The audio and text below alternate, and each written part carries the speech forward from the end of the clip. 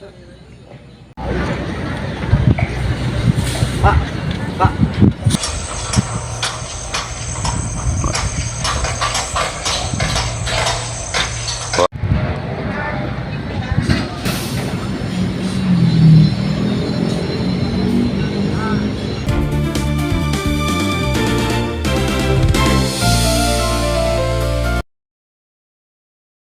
Pembangunan sekolah rakyat di Soreang, Kabupaten Bandung, menjadi perhatian setelah muncul temuan di lapangan terkait penggunaan alat pelindung diri atau APD, serta keluhan warga mengenai kebisingan dan dampak lingkungan.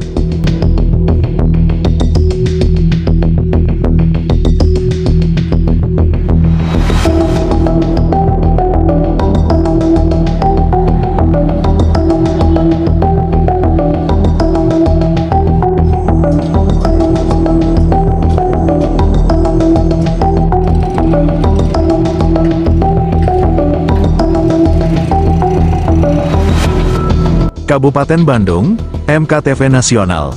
Berdasarkan hasil pemantauan pada Rabu, 29 April 2026, terlihat sejumlah pekerja belum menggunakan APD secara lengkap.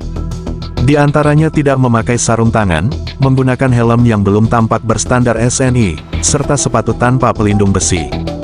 Kondisi ini menjadi catatan, mengingat di area proyek telah terpasang imbauan wajib APD.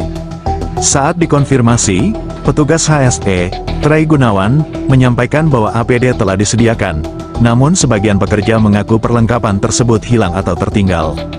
Ia juga menjelaskan bahwa penggunaan APD standar SNI akan difokuskan pada pekerjaan dengan risiko lebih tinggi, serta metode kerja untuk pemasangan paku bumi saat ini telah beralih ke sistem hidrolik guna mengurangi kebisingan. Di sisi lain, warga sekitar mengeluhkan aktivitas proyek yang berlangsung hingga malam hari. Mereka menyebut suara benturan keras sebelumnya mengganggu waktu istirahat, serta sempat terjadi genangan air di lingkungan mereka sejak proyek berjalan. Pihak proyek menyatakan kondisi tersebut telah ditangani dan tidak akan terulang.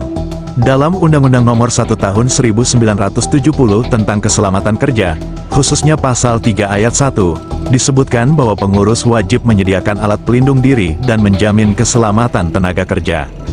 Selanjutnya, dalam Undang-Undang Nomor 13 Tahun 2003 Junto Undang-Undang Nomor 6 Tahun 2023, pada Pasal 86 Ayat 1, pekerja berhak memperoleh perlindungan atas keselamatan dan kesehatan kerja.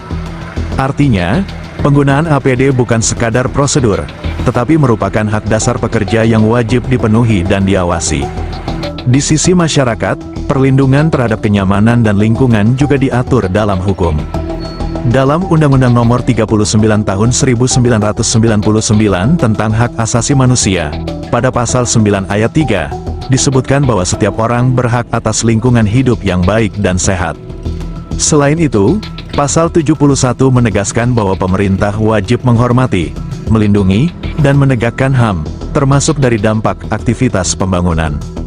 Dengan demikian, apabila aktivitas proyek menimbulkan kebisingan berlebihan hingga mengganggu istirahat warga, atau berdampak pada kondisi lingkungan seperti genangan air, maka hal tersebut dapat dikategorikan sebagai potensi gangguan terhadap hak masyarakat, sepanjang terbukti terjadi secara terus-menerus dan tidak ditangani secara memadai. Namun demikian, untuk menyatakan adanya pelanggaran HAM, diperlukan pembuktian lebih lanjut serta evaluasi dari instansi berwenang.